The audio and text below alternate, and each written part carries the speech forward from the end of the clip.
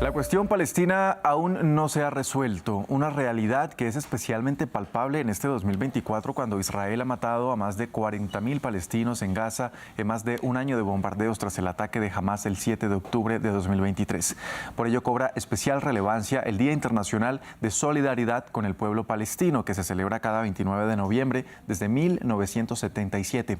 Hoy, en el contexto de la guerra, queremos hablar de la importancia de esta fecha y sobre cómo en muchos contextos se busca asimilar el apoyo al pueblo palestino con el antisemitismo. Para ello, hoy nos acompaña Diego Jamis. Él es director ejecutivo de la Comunidad Palestina de Chile. Diego, gracias por acompañarnos aquí en France 24. Muchas gracias a ustedes por el espacio. Diego, quería empezar preguntándole qué importancia tienen Chile y la región latinoamericana para la diáspora palestina y el pueblo palestino en general.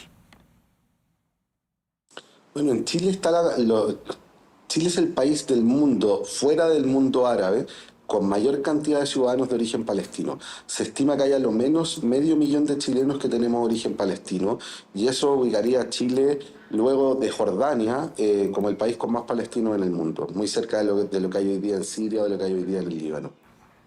Ahora, vamos a la fecha de hoy en cuestión. ¿Cómo se siente esta fecha ante el contexto en el que se viven hoy los territorios palestinos? A ver, yo creo que me quiero remontar un poco al origen y hagamos un poco de historia. ¿Por qué en las Naciones Unidas la Asamblea General decide crear en el 1977, es decir, 30 años después de la aprobación de la resolución 181, o más conocida como la partición de Palestina, y otorgar para conmemorar este día, justamente el día en que se votó esa resolución conocida como la partición de Palestina?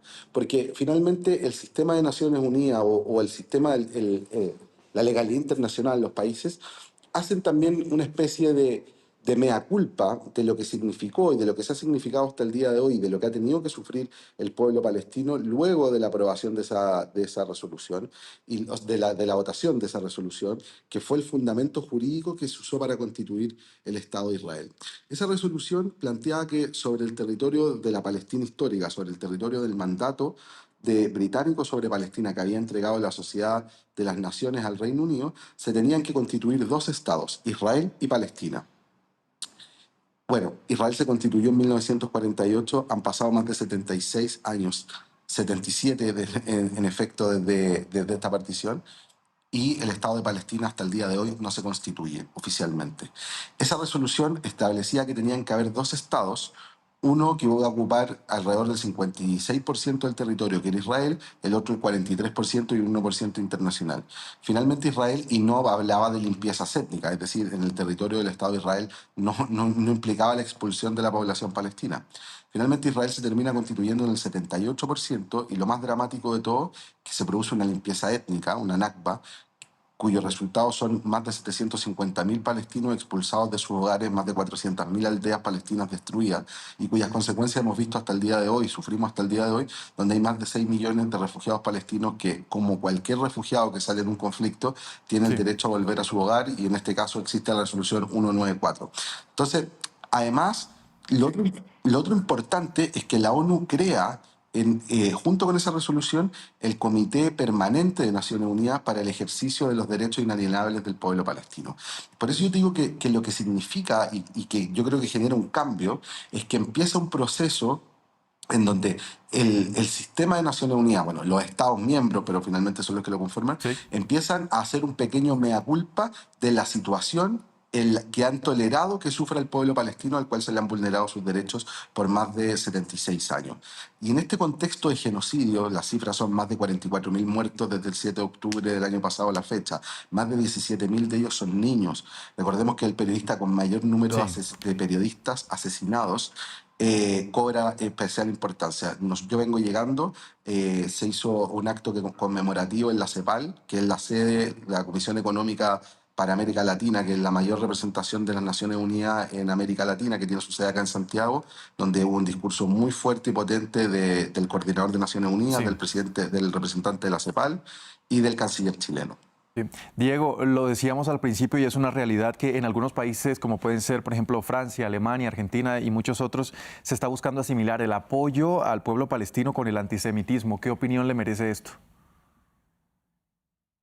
O sea, yo creo que eso es un intento de espurio, de manipulación de información, de manipulación de la realidad, porque finalmente Israel tiene que ser un Estado como cualquier otro. Israel tiene que ser un Estado para todos sus ciudadanos y por lo tanto no tiene que haber un Estado, no es un Estado que tiene que ser solamente para un grupo étnico. Eso, el único recuerdo que tengo de un Estado que era solamente para un grupo determinado de su población es la Sudáfrica del Apartheid, que imagino que hoy día nadie defiende. Y sobre el punto, yo creo que acá hay que hacer una diferencia muy grande entre lo que es el sionismo, lo que es el Estado de Israel, lo que es el gobierno de Israel y lo que es el judaísmo.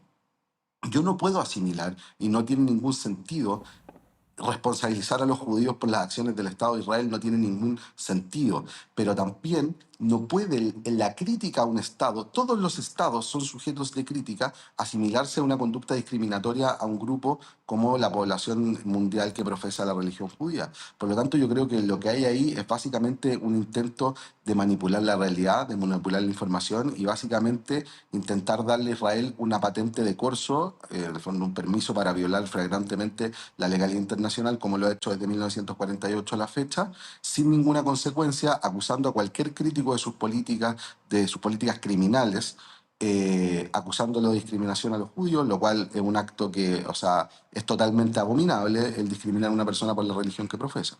Sí. Diego, finalmente se conoció la semana pasada la decisión de la Corte Penal Internacional de emitir una orden de captura contra Benjamin Netanyahu, contra su exministro de Defensa Yoav Galán y también contra Mohamed Deif de Hamas. ¿Cómo recibió esta noticia? ¿Cree que puede haber justicia en el caso de Gaza? Muy brevemente, por favor. Creo que es un hito histórico. Es primera vez que los tribunales internacionales van a sentar, o eso esperamos, a los jerarcas israelíes en el banquillo de los acusados para que tengan que responder por sus crímenes. Y creo que la única manera de alcanzar una paz justa y duradera es mediante la implementación de la legalidad internacional, que hoy básicamente está bloqueada por el sistema de Naciones Unidas y el sistema de vetos. Que los tribunales internacionales, en este caso la Corte Internacional, la Corte Penal Internacional, haya emitido estas órdenes de arresto, creo que es un punto muy relevante.